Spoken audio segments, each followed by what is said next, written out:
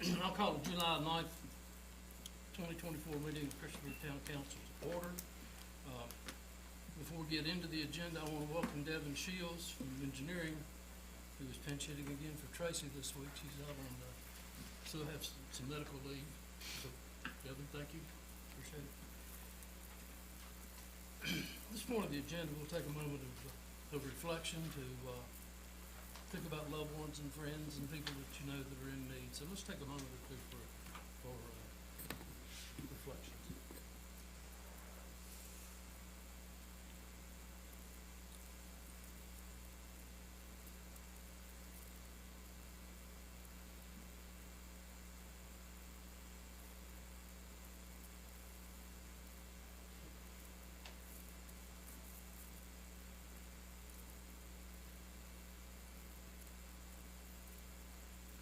Thank you. We'll all stand and join us in the Pledge of Allegiance, led by Mrs. Hicks. I pledge allegiance to the flag of the United States of America and to the republic for which it stands, one nation, under God, indivisible, with liberty and justice for all. Thank you.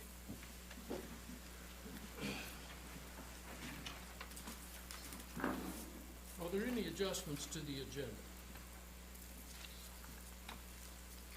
Hearing none, I'll move to public hearings, which we have none scheduled this evening. Then on to the consent agenda, which is the approval of the minutes of June the 25th, approval of a 2025 Freightliner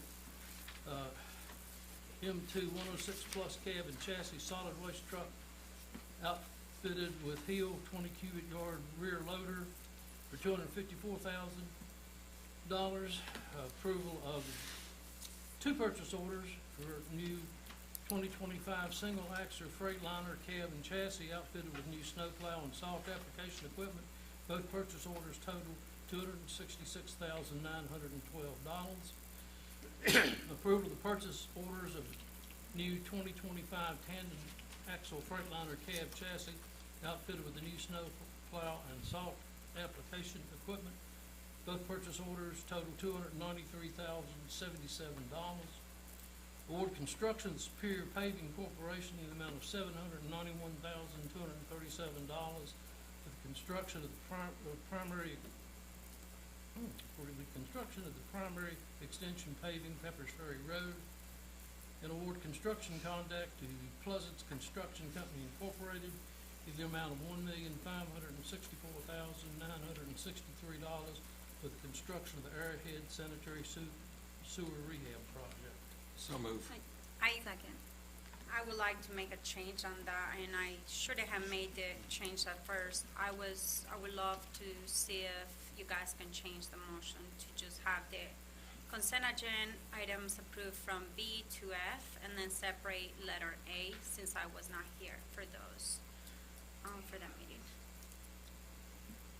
We have that request. We have a motion and a second on the floor to Can I ask a question? Why do you want to move the minutes just because you weren't here? Because I wasn't here, and I want to vote on the other items, but I will have to abstain from voting on those because I was not here on those minutes. Okay, I withdraw my motion to move the as is and remake the motion to separate item A out and vote on B, C, D, E, F as one item and A as a separate item. Is that correct? That's correct. Do we have a second? I'll second. A motion and a second. Any further discussion? Madam Assistant Clerk? Councilman Bishop? Councilwoman Bowman? Aye. Councilwoman Hicks? Aye. Councilwoman Hockett? Aye. Councilman Jenkins? Aye. Councilman Wilson? Aye. Okay, the next motion, which is included, is we will vote on the approval of the minutes of June 25, 2024. Any discussion? Ms. Shields? Councilman Bishop? Aye. Councilwoman Bowman? Abstain. Councilwoman Hockett, Aye. Councilman Jenkins, Aye. Councilman Wilson. Aye. Okay, that is 5-0 and one abstention. Thank you very much. Introductions and presentations. We have Fire Chief Billy, and Fire and Rescue Chief Billy Hanks to present the fire department programs and operations. Billy?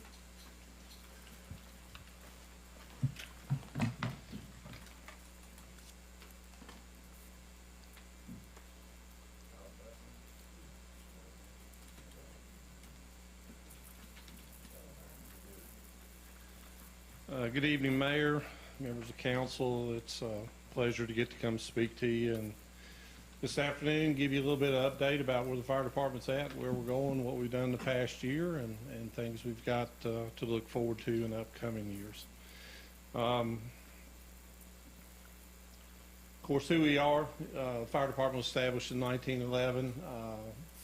Town council appointed William Beecham to serve as the first fire chief and authorized the formation of the department, which included at that time two captains, two captains, and 2 or 3 lieutenants. The department used a Model T Ford and a Cadillac touring car to haul equipment on. Since then, we've greatly expanded our services and greatly expanded, our fleet for sure. There's a picture of our current fleet. That's everything we have in the station right there, except for maybe a couple of response vehicles. Looks pretty impressive, but with the funding that town council approves for us here and the money we get from Montgomery County, we do have an excellent fleet in stock. This is the town-owned fleet. Out of all those vehicles you saw on the first slide, that's what the town currently owns. Everything else belongs to Montgomery County. The town owns 2 engines, 2 ladder trucks, and several support vehicles.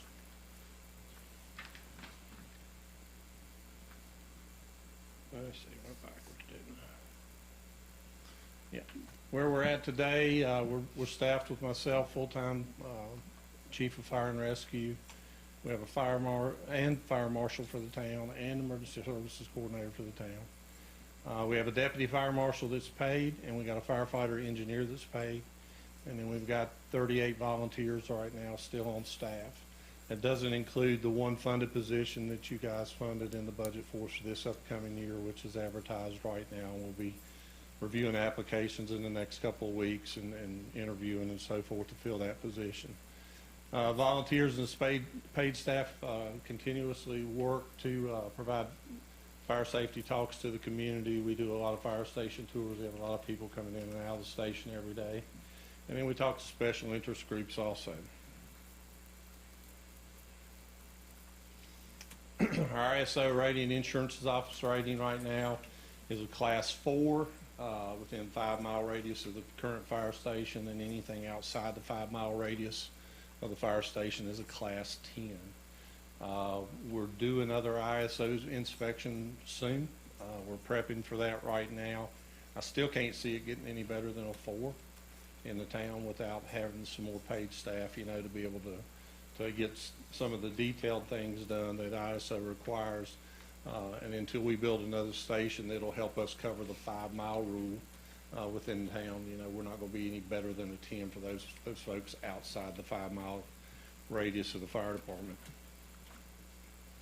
Last year's summary of calls, types of calls: fire, rescue, and medical. And of course, when we're talking rescue and medical, that's motor vehicle crashes and accidents that we assist rescue on out in the field. Hazardous conditions, which are leaks, spills, and so forth. Service calls, which can be anything from smoke detectors beeping to CO detectors beeping, to smoke removal out of people's houses that have burnt something in their oven or so forth. And good intent calls, and then of course our infamous fire alarm calls that we run with the hotels and some of the businesses here in town. You can see that the majority of our calls are broken down in the pie chart right there. They're broken down into the largest percentage of our calls are rescue and medical assist calls with the EMS department, and those are motor vehicle crashes and accidents, whether they're in the town or whether they're in the county. Actual fire calls are only at 13%. Good intent calls are about 26%. Hazardous conditions are only 8%, and then service calls are about 8% also. This is a breakdown of summary of calls over the past year. We run a total call volume of 1,083 calls for service. 62% of that is in the town limits. Only 37% of that is in Montgomery County. It used to be a lot closer, but I think with the increase of population within the town limits, it's increased our call volume. I think as the population increases in the town, we're going to continue to see our call volume continue to increase also. Not only on the fire side, but most definitely on the EMS side also. There's sort of a breakdown over the past 3 years. You can see our breakdown on the calls. You know, in 21, 22, we run 577 calls within the town limits, 361 calls in the county. 22, 23, we were at 657 in the town. 370 in the county, and then this past year we were at 672 within the town limits and 411 in the county. So we're running a lot more calls in the town than we are in the county. So what do we do when we're not running calls? We do a fire inspection program. Deputy Fire Marshal Curtis Witt is in charge of our fire inspection program within the town. We inspect every business in town. Every business in town is in, now that we're post-COVID and we're away from COVID, we have caught back up with all of our inspections, you know, because we weren't able to inspect every building during COVID. But we are now back 100% on inspections in the town. And then we do right many re-inspections too for people that have issues going on within their building. We also do fire sprinkler systems and fire alarm testing in any new construction or any remodel of a building in town. We go in, we test every device, test every smoke detector, test every pull station, we check every horn strobe device in the building to make sure that that works. And then we do a final on them at the end. We look at all the plans that come through. We approve the fire alarm plans and the sprinkler plans, and then we do the finals on that. We also conduct food truck inspections for the local vendors, and that way, you know, they're able to participate here within the town with our food truck rodeo events. Training's a big issue. We're very fortunate that we've got a good training staff on board with the fire department, and then we're also utilizing the Montgomery County Training Facility in Merrimack, which we partnered with them several years ago on that when that facility is being built out. To get a firefighter through training right now, we require firefighter, Fire 1 and Fire 2. We require firefighter 1 within the first year that they come on board. That's 160 hours of training each person has to have when they come on board their first year. After their first year, we require Fire 2. It's another 57 hours on top of that. First aid, and then hazardous materials operations. So to get basic firefighter training now, we're looking at about 257 hours worth of training. That's a lot to ask of a volunteer person. If you stop and think about it, they're working a full-time job. Some of them are working 2 jobs, and then we're asking them to come in and do training to be a part of our organization. But we can't afford not to train them. They have to be trained. In 2021 Montgomery County Fire and EMS study that was released, one of the highlighted topics in that was training. Like I said before, our fire department has partnered with Montgomery County on the Regional Training Center in Merrimack. Through the training as an individual department or regionally, we were able to deliver the highest and most efficient levels of service to the citizens that we serve. As a part of that study, that has created fire and EMS departments to help supplement volunteers in Reiner, Shawsville rescue squads, as well as the Elliston Fire Department. Montgomery County Fire and EMS Department has taken over all the EMS calls in Shawsville and the Elliston area. They're supplementing the Reiner Department, Rescue Department during the day.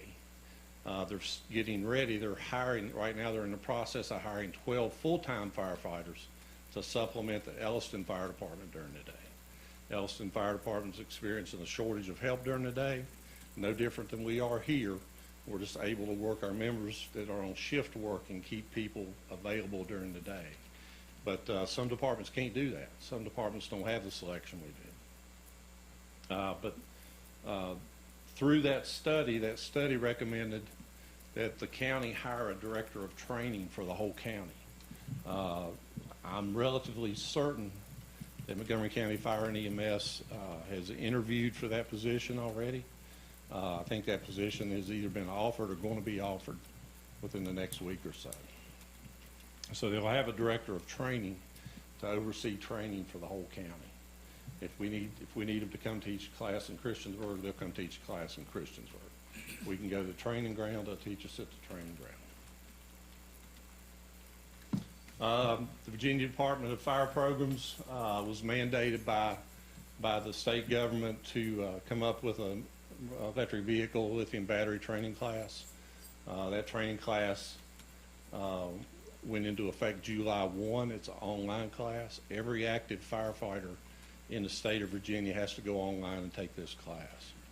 It's a 5-module class. It takes about 2.5 hours to take the class, but that was mandated by the state, not the Department of Fire Programs. The Department of Fire Programs was charged with putting the class together and making it available online.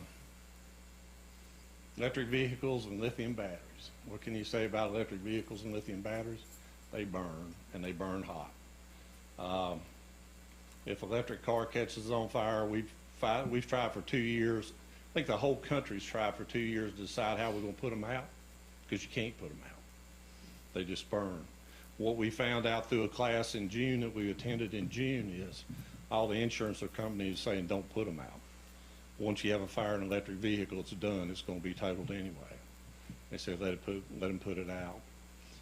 Pulaski County Fire Department, Pulaski County had a EV on fire in the parking lot of a Walmart. They put 77,000 gallons of water on it and couldn't put it out. So we let it burn up. So the insurance company now are saying let them burn. Nothing there to save. ESO is our records management system. We've been working about 4 years getting this in place. Loading the back end of this system is very tedious as far as getting all of our base information into this system. But now we do all of our fire inspections on this system. We can merge the fire inspection records with the address for the structure. We can do pre-planning. When we go in to do a fire inspection, we can take pictures of the building and go inside and download them into the software. If we have an incident at an address, we can pull that address up and we can see the whole building right out of our vehicles. So that's been an ongoing process. It's I think we're about 90% complete, but you know, loading the back end and getting all the information in it was the biggest part. These are some of the organizations that Christiansburg Fire Department's involved in. State Fire Chiefs Association, Fire Prevention Association, Hazardous Materials Response Specialist, Virginia State Firefighters, International Association of Arson Investigator, International Association of Fire Chiefs. We support all these groups. We attend the classes that these groups offer. That's very good training that we couldn't get anywhere else. Currently, I'm still sitting on the fire board for the state, appointed by the governor last summer. I've got 3 more years on that term and looking forward to finishing out the next 3 years on the fire board. It's definitely been a learning experience. Christiansburg Fire Department also continues to support the Southwest Virginia Firefighters Association, as well as the Virginia State Firefighters Association. And we have a lot of members of our department that sit on boards for both of these groups. Right there's some of them that you can see just for the Southwest Association. I'm on the scholarship committee, not the chairman now, but I was on the scholarship committee. One of our lieutenants is Assistant Secretary Treasurer. We've got several people that are involved in this organization. This past year, we awarded life membership. It was awarded to Todd Chrisley from our fire department. In the Southwest Firefighters Association, they always award a life membership title to someone within the Southwest group. And this year, we were very fortunate that Todd was recognized as a life member of that group. Fire station planning for future stations. We know we've got the lot down on Roanoke Street beside Dude's Drive-In. We've got the lot on Quinn Stewart. And here's sort of the Roanoke Street lot, Quinn Stewart lot, and then we've sort of earmarked the first lot on the right going into the park as a possible site. We continue to look for the best site. I'm continuing to look. Myself and the rescue chief have been out. We've looked around. We're trying to identify sites to where we think will be most beneficial for the town. Looks like by the side, if we're going to make this a headquarters station for fire and EMS, we're going to need about a 5-acre lot. The current lot that we've earmarked in the park's not but 1 3/4 acres. That's not going to quite do it unless we go up. If we go up, it's added cost for elevators and ADA compliance stuff and so forth. So we're still looking for sites. We're not going to sink our teeth into anything until we know that we've got the right site and know that it's the best site that we could get for the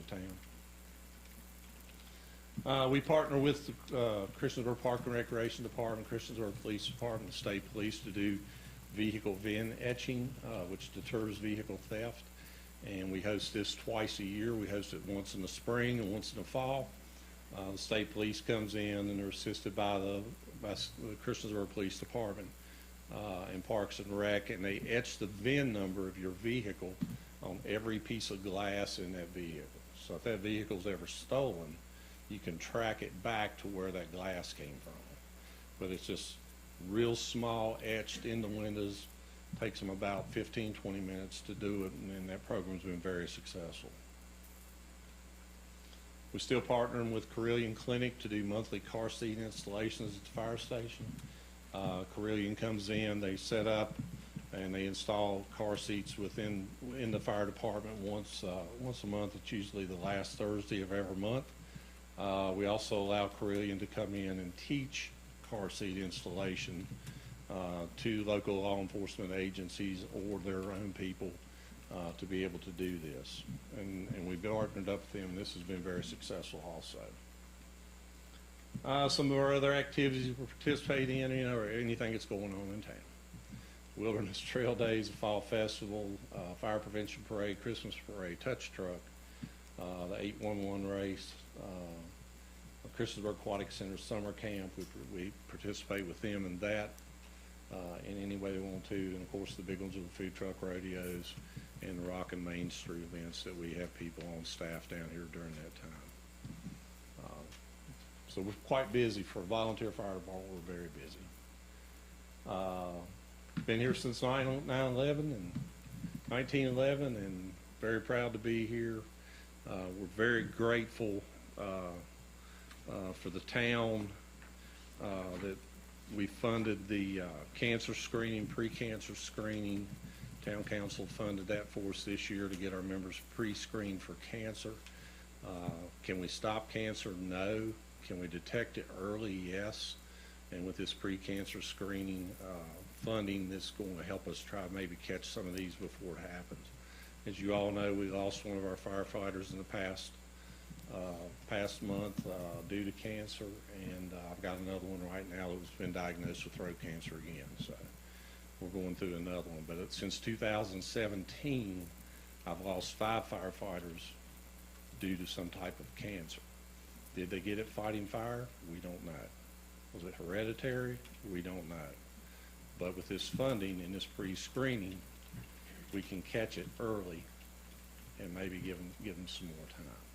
But very gracious for the funding that we received on that. I think that's about all I got. Does anybody got any questions? Who's your sidekick back there? That is Chief Josh Setledge. He is a deputy chief of EMS.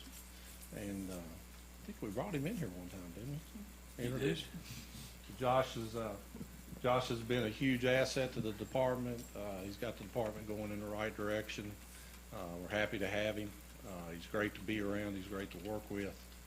And he'll be presenting probably maybe September. We think we're going to be presenting for EMS during September probably. Yeah, I do have one question. The director of training, is that gonna end up saving us money, or are you sending these people off somewhere? I don't think it's gonna save us money. I think it's gonna supplement what we're doing already. Like I think what the county will end up doing is they'll end up offering firefighter 1 and firefighter 2 training in-house, which the Blacksburg Fire Department does that right now. And we can send our people to Blacksburg to get firefighter 1, firefighter 2.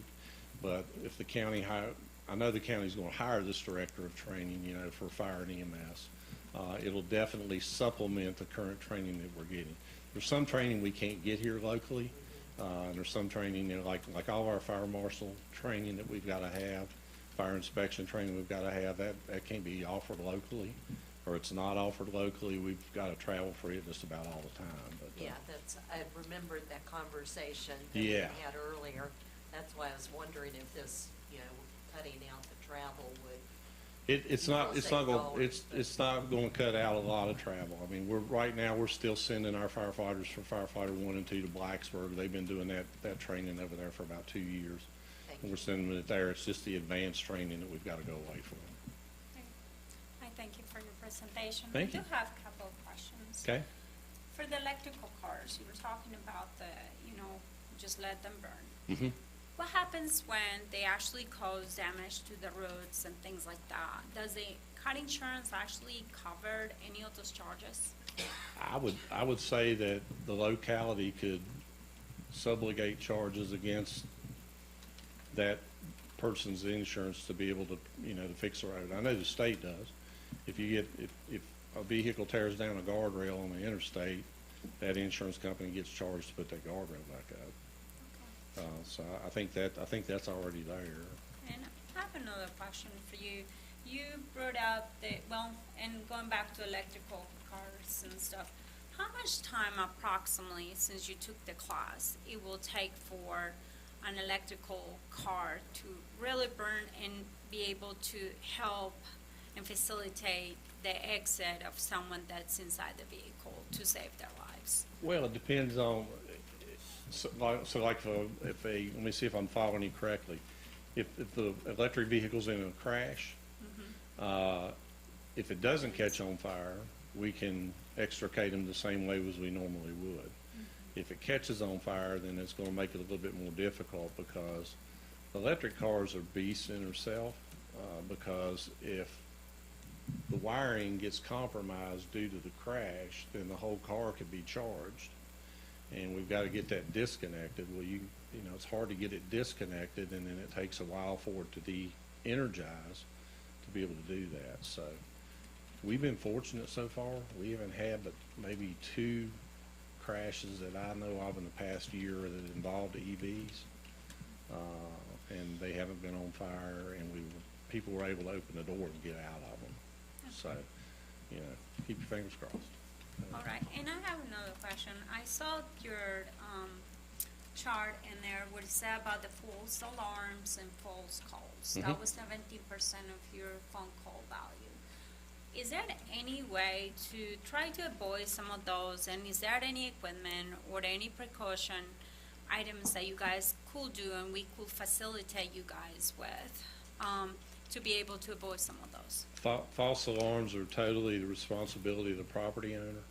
If they're having their systems maintained properly the way they should, we should not ever receive a false alarm from them. And there's 2 different definitions of false alarms.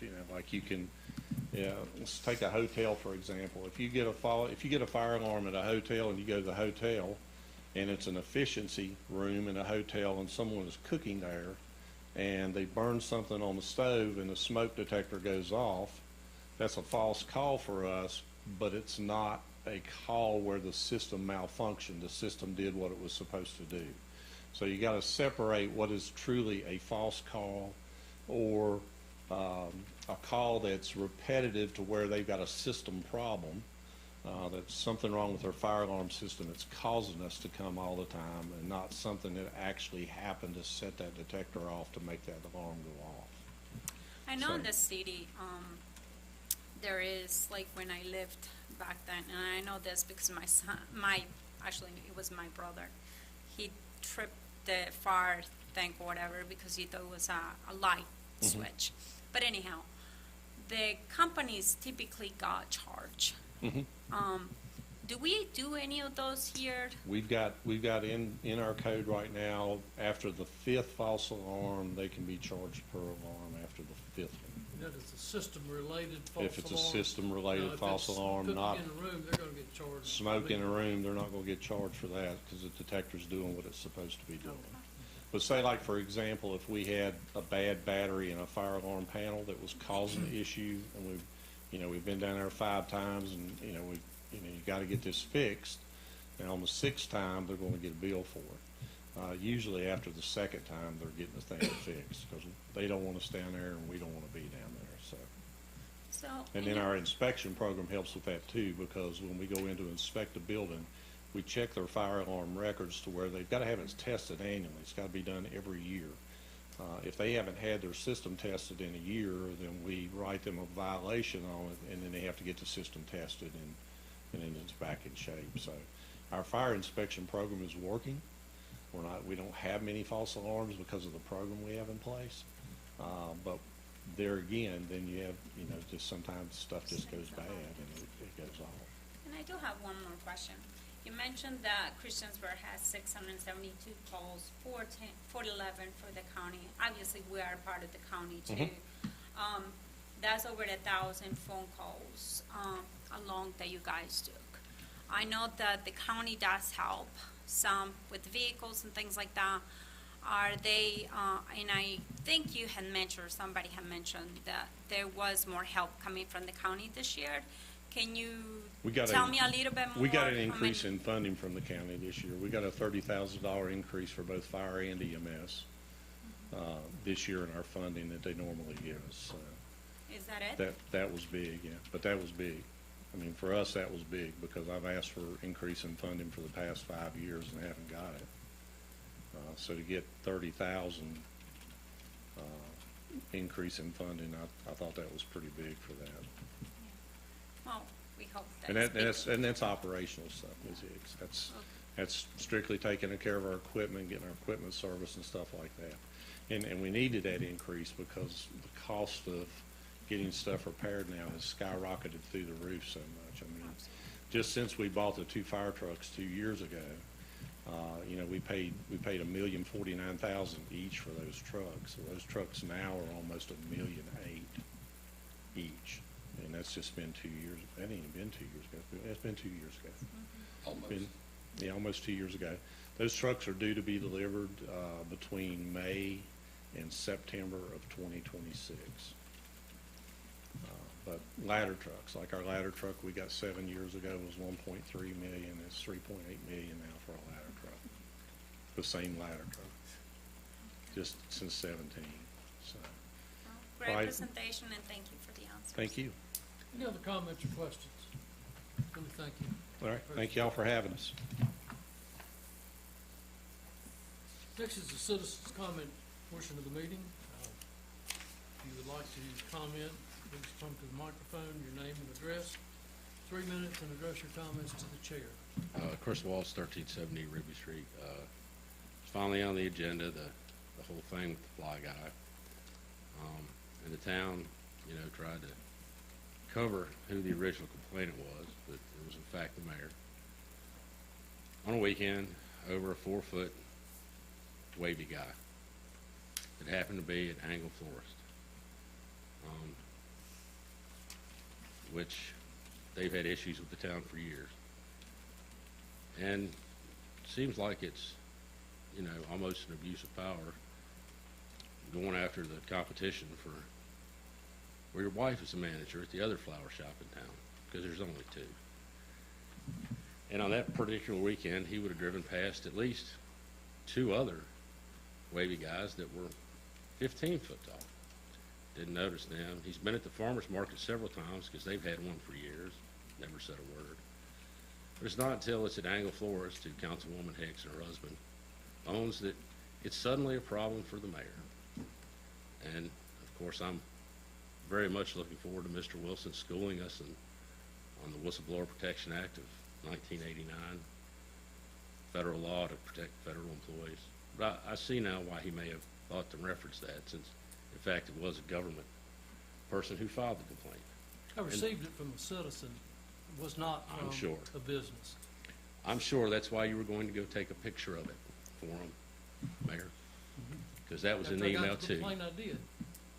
So, you know, you criticized me about three or 4 weeks ago about not knowing a hidden code somewhere in the obscure parts of the council. The code is in the sign ordinances. You're gonna buy a business, you ought to be familiar with the sign ordinances. And it's never been a problem in the town before, ever. Thank you. Can I say something, Mayor? Yes, please. So, Chris, you're right. I misquoted the Federal Whistleblower Protection Act when, on that. But the premise behind what I was stating, still stands, is that I don't think that any member of this council, when we break a law, which Angles Florist broke a law, should have the right to find out who filed the complaint against me. So, and that's what I was saying. So maybe I misquoted the wrong thing. However, the premise behind what I'm saying is that it's abuse of power when I take and use my power to ask for who reported me for breaking a law. And the fact of the matter is, it's still a law, and the florist still broke a law. And so for months now, we've had this discussion about the fly guy, because it just so happens that the organization that broke the law happens to be a council member, so therefore it's brought before our attention over and over and over again. So you're correct. I misquoted a federal law, but I still don't want to know who, if someone reports me for breaking a law, who did it. Broke the law. I believe Kim Bowman was the one who asked the question. It wasn't Joanna. It don't matter who asked the question. So, I said the people on this panel do not, I personally do not believe the people on this panel should ask for the person that turned me in for breaking a law. so you don't think your job is oversight? I think that's an overstepping boundaries of my political position. That's what I think. Thank you. Interesting position. Christine Waltz, 1370 Rigby Street. I wanted to, and as you have this discussion, I wanted to remind you that small businesses do not have the same advertising bucket that a large business has. So somebody like G&H Appliances, who is a small business, is not going to have the same type of budget that Lowe's has or Home Depot has. They may not have the means to do something other than a fly guy. As you sit and talk about this and make it about council members, all of you, you should remember that there are businesses that are going to be potentially collateral damage in this argument. You have a new barbecue place that is just starting out. He may not have the means to go on TV or even afford a print ad. And this may be all he has right now. And he's not going to get bigger if you don't give him the means to advertise his business. Thank you. Anyone else? I do want to respond. No. You guys have, and we're going to have, oh, go I ahead. have some.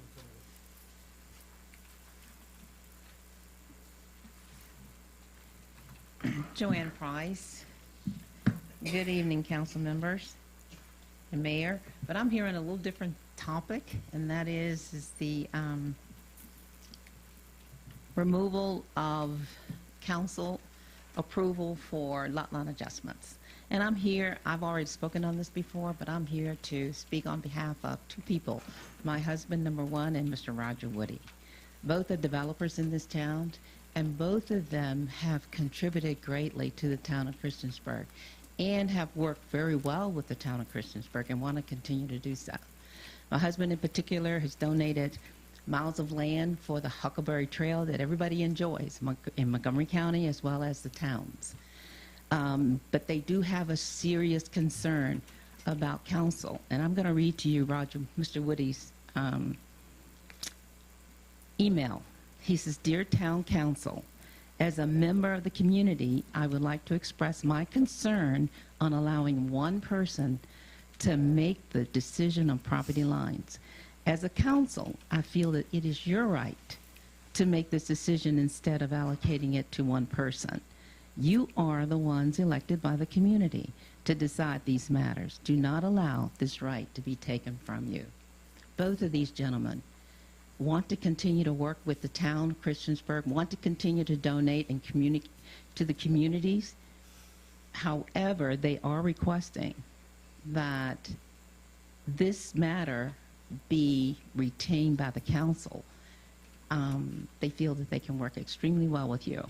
As mentioned earlier, town managers, we have a good one right now, but town managers may change.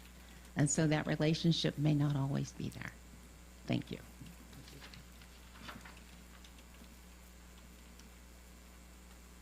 Anyone else? Ms. Hicks? Yes. Obviously, we're gonna have a discussion about the gray fly guy, but, I guess it was you. But anyhow, he wasn't breaking the law, it was a decoration guy, and I guess we'll discuss that during the right time.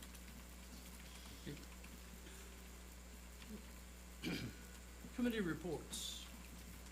Any committees meet over the last 2 weeks? I think you have a central business meeting scheduled for For Thursday. the 11th at 6. Mhm. Okay, thank you. Under discussion with mayor of council, we have the certification of the fire officers, and they are as follows. Fire chief is Billy Hanks. Assistant fire chief is Danny Yop. Deputy fire chief is Forrest Red. Captain is Brandon Turner. Captain Pete Hayslip. First Lieutenant Jordan Fenton. Second Lieutenant Mike Moore. Third Lieutenant B.J. Smith. And Training Lieutenant Doug Adkins. So move. Second. Motion and a second. Any discussion? Ms. Shields? Councilman Bishop? Aye. Councilwoman Bowman? Hi. Councilwoman Hicks? Aye. Councilwoman Hockett? Aye. Councilman Jenkins? Aye. Councilman Wilson? Aye. That is accepted. Thank you. Amendment to section 40-2 definitions and section 40-3 administrator of Article 1 in Journal Chapter 40 subdivisions for the town of Christiansburg Code to provide for consistency with the Code of Virginia and additional administrative planning commission reviews. So there's been a lot of discussion back and forth from builders, citizens, and everything on this, and I would like to propose that we table the topic and discuss it on the 17th at our work session, and see if there's a better solution for everyone. A second. Got a motion and a second. Any discussion? I think it's good that we're discussing this.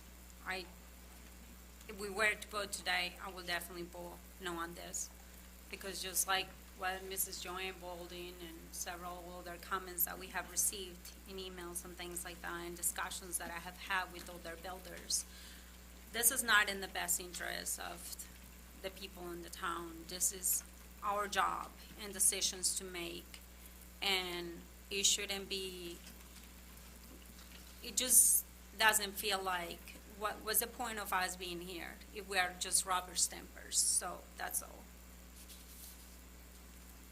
I think there's a lot of misinformation about this, and I think it will really help us to have that discussion at the work session. We can clear up this information, we can make sure people and council understand the purpose and what this does and does not do for the citizens and also for council. So I'm in favor of us discussing this at the work session. I think that's a really good idea. Okay. Anyone else? I would like to have Randy send me his real reasons why he wants this, besides just Randy having didn't more ask for control. Randy this. didn't ask for this. The street committee recommended this. And we approved it in council last year for them to send it to the planning It commission. was a unanimous vote. It was. But I would like to have him, since he's the manager, come up with answers. If you guys have some, you can give him some, so I can be prepared for the meeting, so I find out exactly what informations are you guys wanting to change and how you want to change We're not it. necessarily stating that Randy's gonna be the one But I'm just saying, We have a subdivision. he is your manager, and I'm asking for him to do the legwork, so I don't have to do it. So if you guys have any comments or things like that, that you have talked about this, I would like to have all those answers and everything, so I have well information before the meeting. Okay, I think you could probably look up the, you can go online, look up the planning commission discussion on that. I will like the 23, bullet and points. again- And again, June of 2024, it was passed and recommended to us. Now, we'd be glad to send you those copies. I would like bullet points, please. All right. Shouldn't have to watch the meetings. You don't have to, you can go online and click on it. I- Anyway, never mind, that's too complicated. All right. And, so any other discussions? I would just like to say, I also took time to talk to some of the engineering companies, and they feel the same way that developers do. And I think one of the misconceptions, and we'll talk about it Tuesday nights, the people like Roger and Willie Price and those people that are the large developers, I don't think this is not going to affect them in one iota. But it's the individual property owner that wants to make one lot into two or two lots into one. That's the target area in small subdivisions.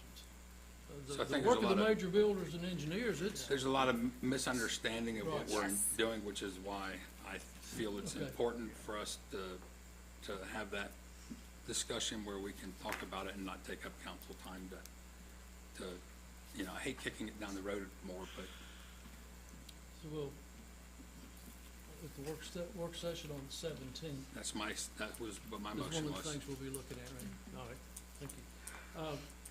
Madam Clerk? Councilman Bishop? Councilwoman Bowman? Aye. Councilwoman Hicks? Aye.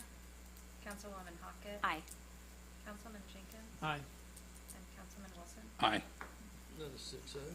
Discussion of animated signs is defined in section 42-701. Definitions and prohibited in section 42-705.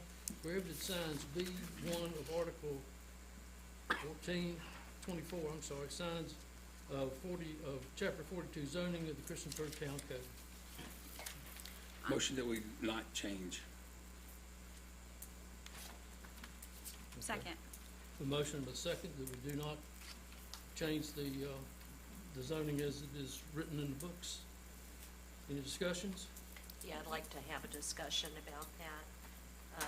From the time that the complaint come in on Councilwoman Hicks's business downtown, there were 7 other businesses in Christiansburg that have sported the flag eye. During that time and since, there's actually one still up today in Christiansburg. I'm not up here to call businesses out, but I do think that if there's that many businesses that are interested in that short span of time of using them, that they think there's some merit to using them. And I think that we should consider loosening that ordinance. But if we're not, I also think that we need to consider treating everybody the same. And I think if I can interject, I think those businesses that have displayed them have since been notified by letter. I will double check that to make sure, but Andrew says we have. Verbally or by letter. Okay. I'm So- not sure when that happened, because the email that I was sent from Randy said they had not been. Okay, I know that there's a couple that have, but we also had them up at Parks and Rec and the Chamber of Commerce. And what I'm trying to say is, people want these things at their businesses, okay? As a small business owner, I agree that advertising is a hard thing for a small business to overcome. If you don't own a business and you don't advertise, you probably aren't aware, but it's very expensive. And I think it's a way that they can bring some attention to their business without harming anybody else. And I also think that we should have the freedom to do that in America. So, for me to be involved in this conversation, I gotta just make a little statement. today in discussions, and I'm having to go back from some of the other ones, just trying to make sure, and correct me if I read this incorrectly, because it's been a while. So, and today's discussion involves the fly guy, decoration guy for downtown, or the whole town. As you may know, my spouse and I own businesses downtown and other areas in Christiansburg, and one of them,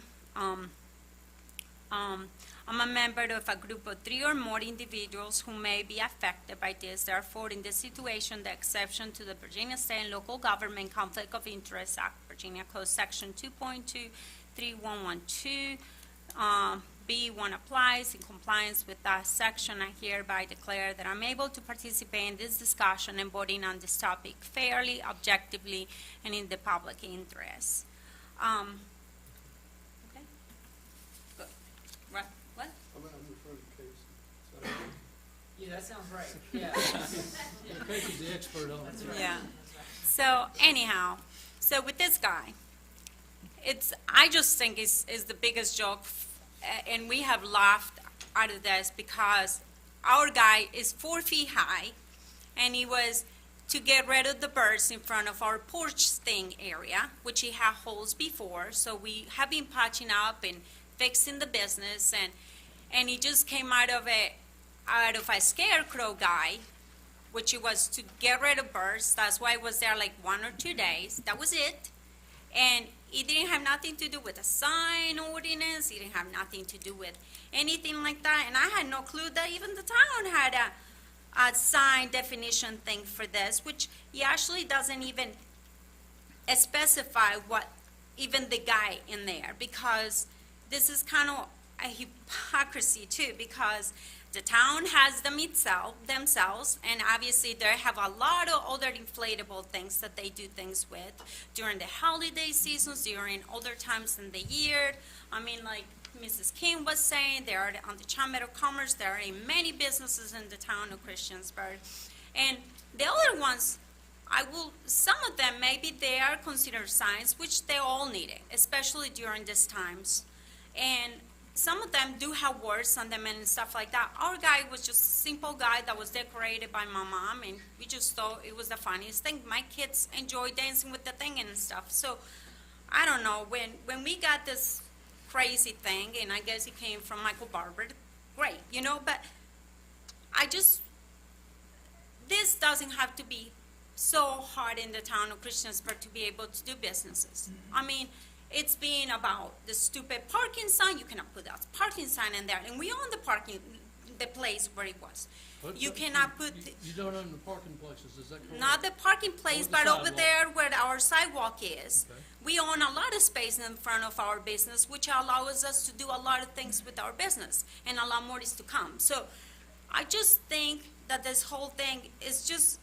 It's sad that out of one complaint, everybody else is going to be punished about this. No, the law should be changed, and not for me, because I really don't care about the 4 feet guy that I had. But I do care about the other businesses, because the more I keep paying attention and the more I'm driving around town, I see them around town, and I think they're fun. I mean, why do we have to be so strict and have all these restrictions? As a matter of fact, that hasn't even been considered. There has been towns and places that have taken, and cities that have taken businesses to the court over a flying guy, which they were a lot taller and bigger and stuff like that, and they actually lost those cases. So I don't think that the town should be prohibiting things like that, especially when we're doing it ourselves, putting them out for different events. And now you got the Christiansburg advertises for like the Christmas decorations and everything else. I'm one of many people in the town that have inflatables for Christmas, and they do all kinds of stuff. We have deers, we have Santa Clauses. Now all of a sudden we're going to have to go against that too, because I mean, you cannot just do it for one and not do it for the rest of them. And I just think it's pathetic. I don't think that addresses the inflatables that you have in your lawn. These are advertising signs. It's And Ms. not Hicks- any Ms. Hicks, different. Your sign, you say is 4 feet high. Well, how come it reaches from the sidewalk to underneath? Because the he has awning? hands. You he bring has me- these you little bring me the inflatable things. specifications next week. from the factory manufacturer, how tall that thing is. in I place. will bring I it to you. guarantee It's definitely 8 not feet. 15 feet high, and it's You definitely said not 4. 20 feet. You said 4. It's Yeah, more than 4. it's not 10 feet high, and it's not 15 feet high. You And said it since was you only love my 4. guy, I may bring it to your house to show it But to you. the It's so issue, the great. issue here isn't Angles Florist. Well, it sounds This like is- you this- made it. This, no, I was addressing a Oh, yeah. citizen who You have. talked, Who said it was 4 feet tall? who talked junk. That's what I was addressing. And,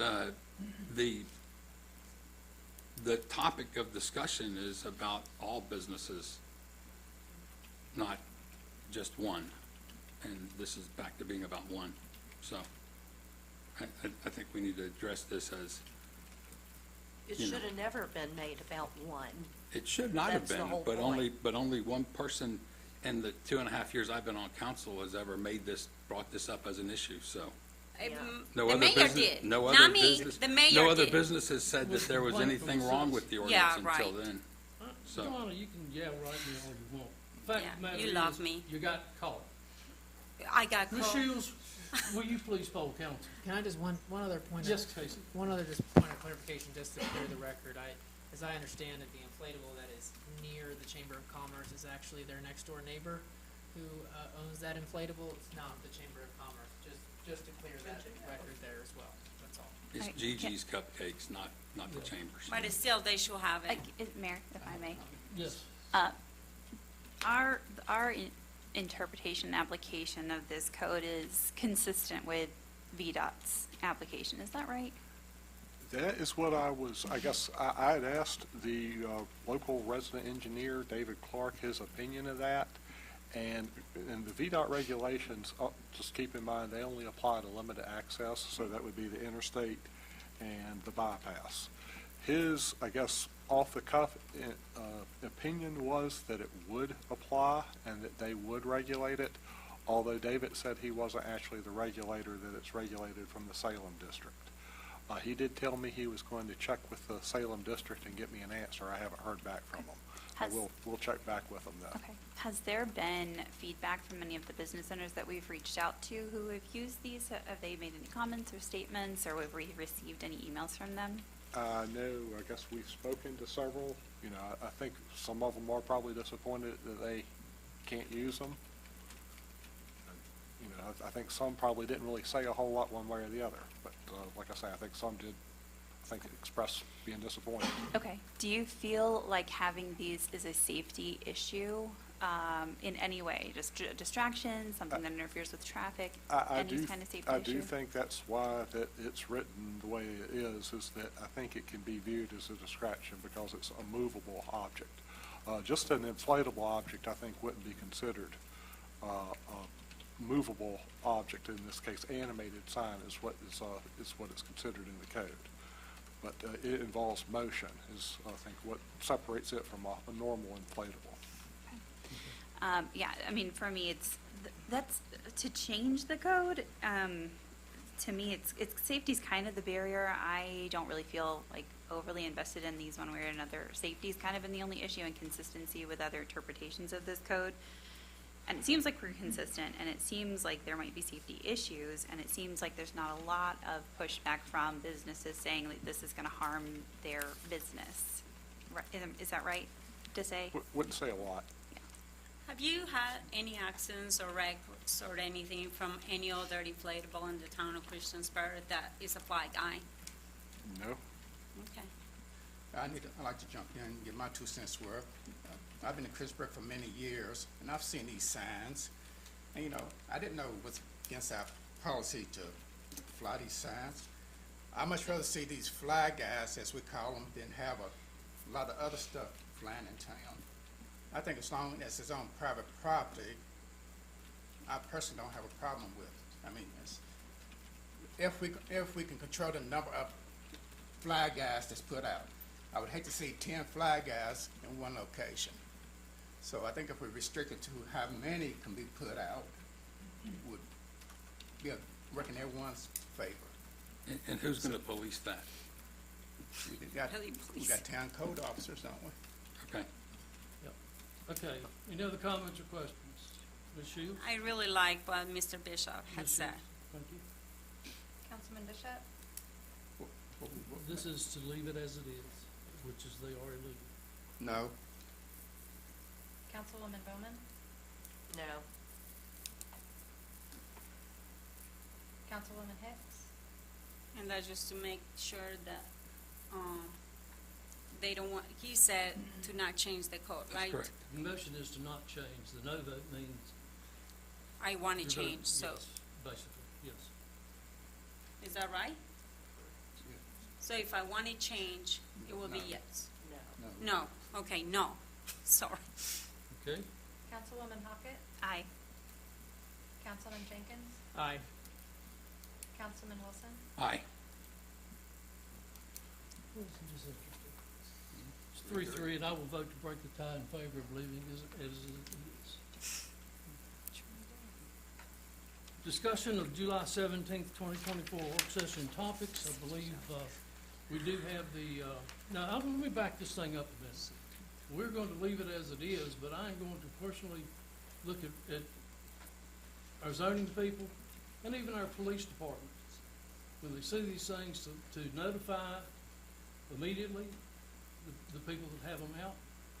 So it's not fair to let them sit, and the answer I got was, well, we have to see them. Well, we got police patrol every inch of this town every day. I saw another one, Tim, I think I saw the same one you saw this afternoon down on Roanoke Street. So, I mean, if we're gonna do it, we're gonna do it, we're gonna enforce it. And that's the charge from me and from this council to those of you here, Chris, including your men, once we get the clarification. You know, what the charges are, if it's a misdemeanor, how many, what's the fine? Talk about political power. What? Tie vote. Okay. Discussion of the July 17th work session topic. That is, one of them is going to be the zoning administrator call. Is that correct?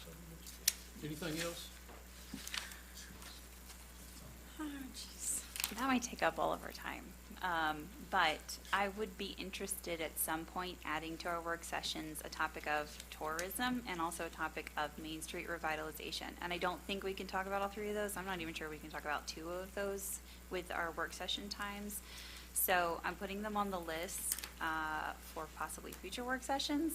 I don't know that we'll be able to talk about them on the 17th. Okay. At 17, we'll try to set a schedule for future. Okay, very good. Staff reports, Don't have anything. town attorney. Any other staff here? Yes, ma'am. Oh, Ms. Hebert. Hello, Mayor. Good evening, Town Council members. My name is Amanda Hebert. For those in the audience and who might be watching on video who don't know me, I am the Small Business Solutions Manager for the town. And I come before you today not only as a staff member who has a sincere interest in economic growth and the momentum of Christiansburg-based businesses, but also as a tax-paying resident within the town. I am here to present some concerns relating to the Central Business District's committee's direction and handling of the business associated with the 2024-2025 facade grant program for our local businesses. I believe that it is possible that Councilwoman Hicks and Councilwoman Bowman are holding private meetings and/or discussing regarding the public business of this program, which utilizes taxpayer dollars as a means of funding, which I also believe may be in violation of Virginia State Code 2.2-3707. Further, I believe that the Central Business Committee is pushing to launch this round of the program prematurely so as to not allow staff the needed time to properly advertise the program and to set the program up for failure so that they can spend this money in a different way next year.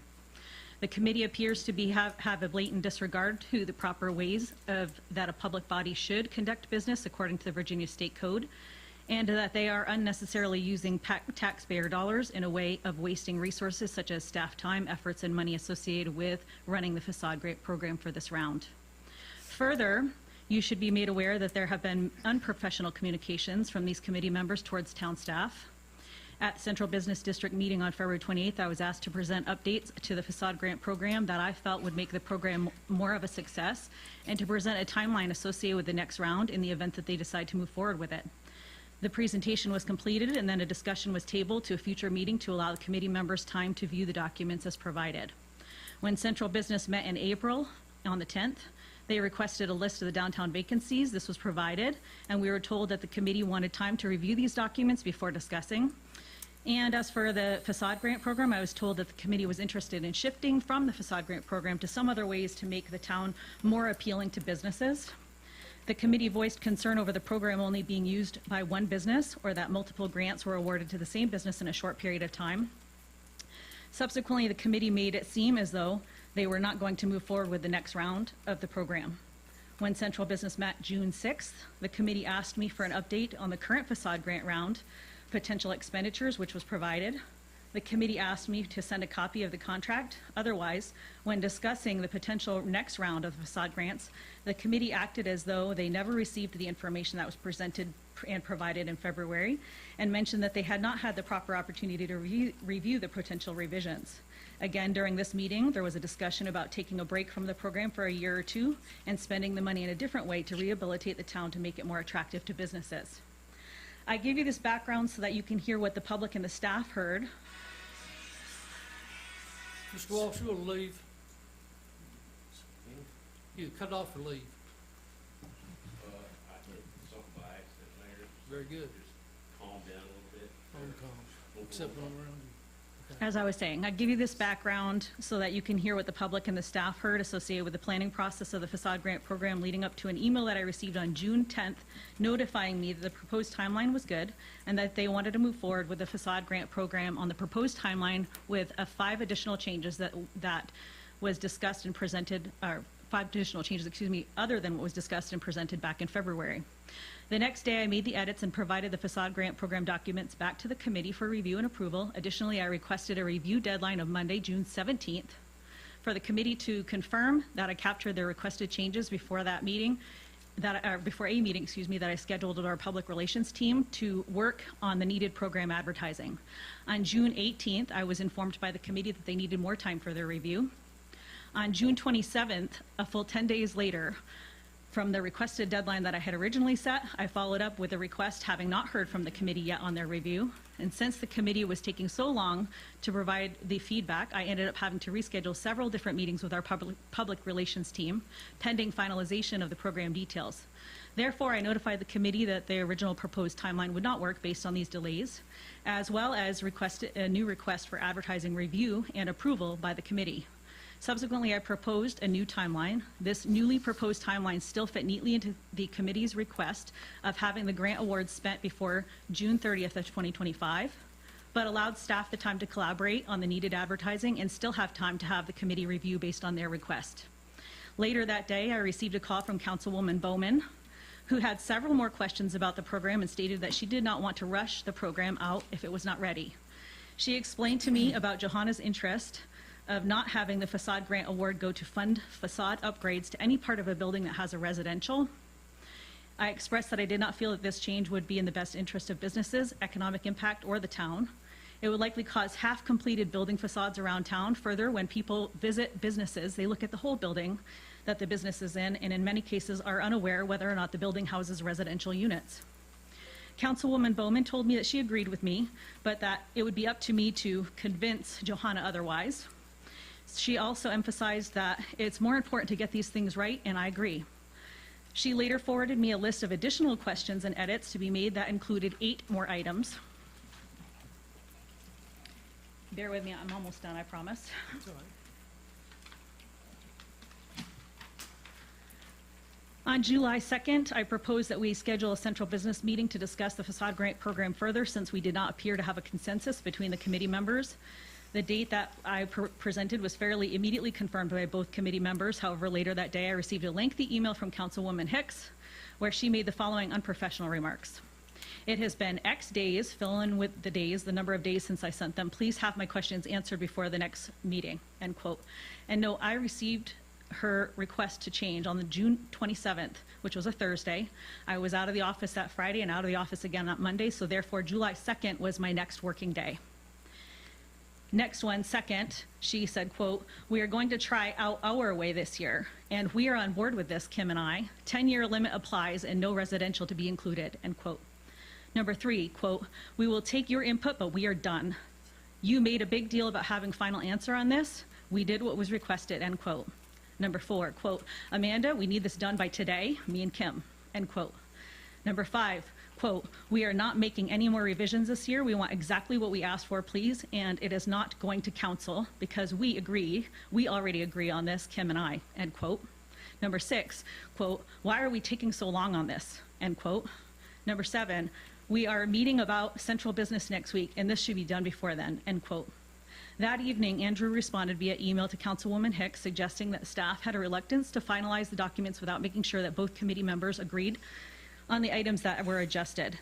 Later that same evening, Councilwoman Hicks responded with, quote, "Central business did not set the timeline Amanda did after we asked for it in February. She provided it and we are sticking to it," end quote. Number 2, she further said, quote, "I would like this set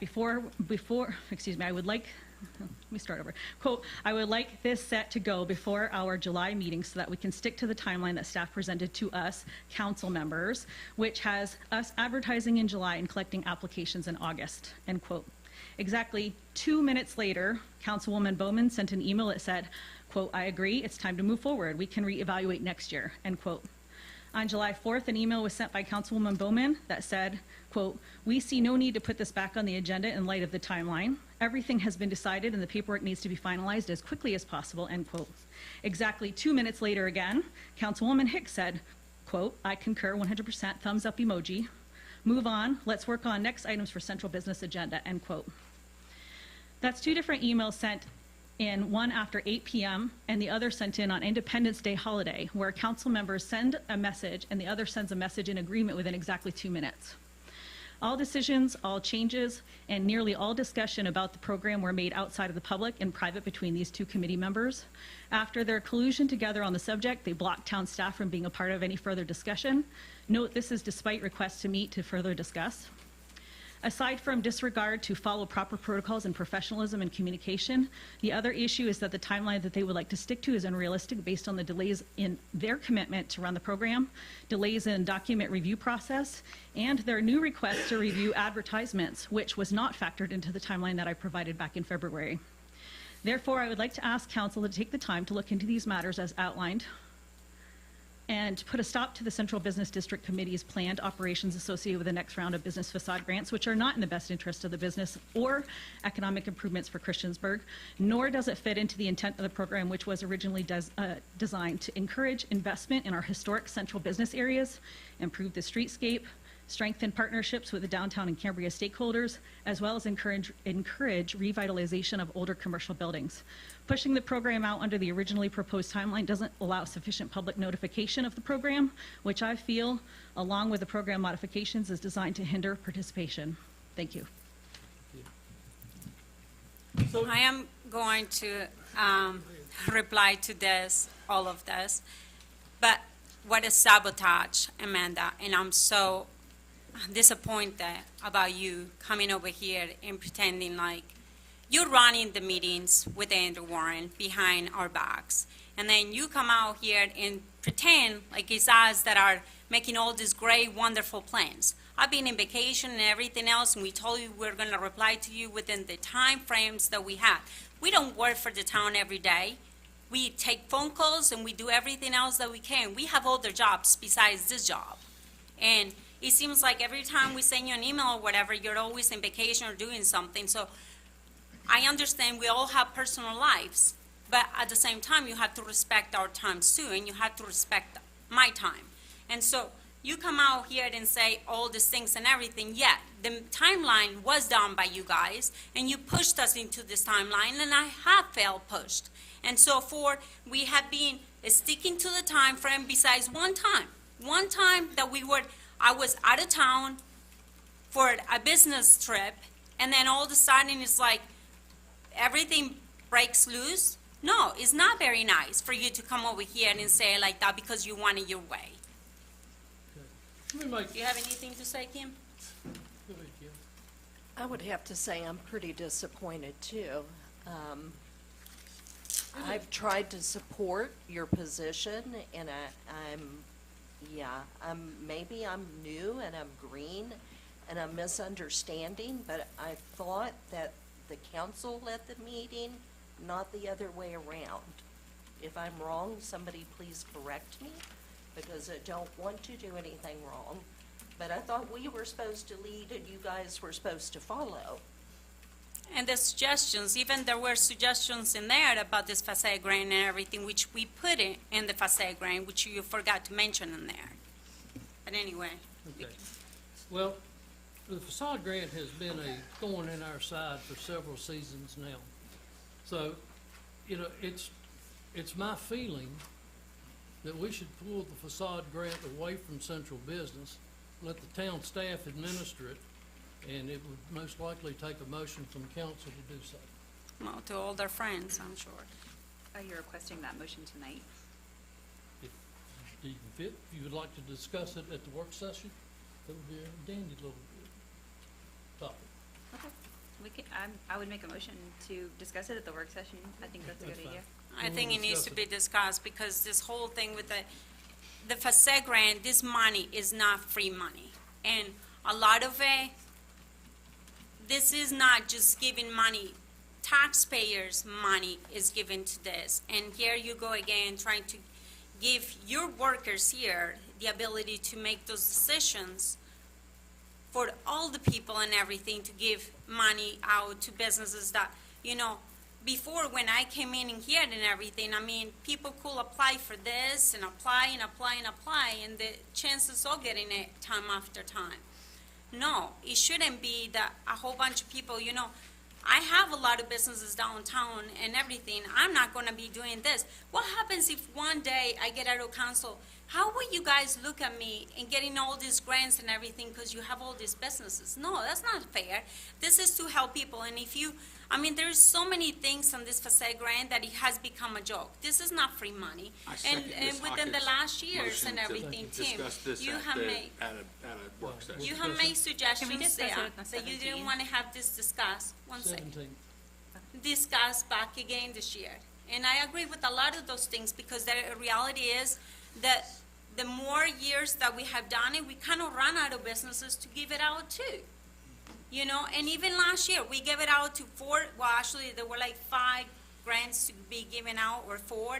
One of them already had done the work and they already applied for the money. The other ones, I mean, they didn't do the work. Some of them, one of them was selling the building and they didn't do the work that was supposed to be done. And I think at the end of the day, right now, we only got one that may be getting it. So, I mean, it's like all this work, and it is a lot of work. I mean, and no, we're not in cahoots together. I'm working, she's working or whatever, and, you know, we are sending emails out and stuff like that because we're required to get this work done by the timeline, trying to follow their timeline. No, we don't work for you. 17th. 17th. So we have two Well, topics and we now don't for need the a motion for 17th. that. We'll Yeah. just add it to the. Yeah. Okay. And that will pretty much take up. Oh, yeah. And that if there's Yes. any like read-aheads, I mean, well, I've seen the Central Business Committee meetings, but if there's any other information you want to share prior, then Oh my I gosh, think it would yes, be- there is, because this is not I free would- money, and, I know, and it's but just what being I'm given saying out is- like this, and not only that, but, I mean, Andrew Warren had said to other businesses and everything, oh, you don't have to do that work, because guess what, the town will pay for it to get it done. And I mean, and we'll talk about that one too. Okay, very good. Well, I don't think I need council reports. I think everybody's had their say tonight, but is there any council reports? I will say one thing. I attended the Cal Ripken 10-under state baseball tournament this weekend at Harper Sports Complex. They had 15 teams. Only 3 of them had even been to Christiansburg before to play. And the whole weekend was compliments on a well-run program, a real tournament, how great the fields were, how great the people in town were, this type of thing. So I commend the rec department for their putting this effort on. At the same time, putting on the 4th of July celebration and the fireworks. Which is, I think, accolades to the Parks and Rec group, because this past weekend, they did a tremendous amount of great things for the town. And if you went to the fireworks, you know, it was like always a class act. The fireworks were absolutely amazing this year, and the video, wherever, in whatever way it was made, was wonderful. I do want to get clarification about something maybe Randy can say. Did the drone, there were some comments on Facebook and stuff like that about a drone that was on the way. That wasn't the towns, was it? We did stop somebody from flying a drone. But it in wasn't the area. towns, right? The one that was, I think we probably did have a town drone there ourselves, the police department. Chief, I think we had a drone with fireworks. But we did stop a private drone operator. They had a drone operator's license, but they weren't supposed to be on the park property with it. not complaining about it, I just trying to get clarifications if it was the towns. Anyone else? Any other business to come before council, please? Hearing none, we are adjourned. Thank you, sir. You're welcome.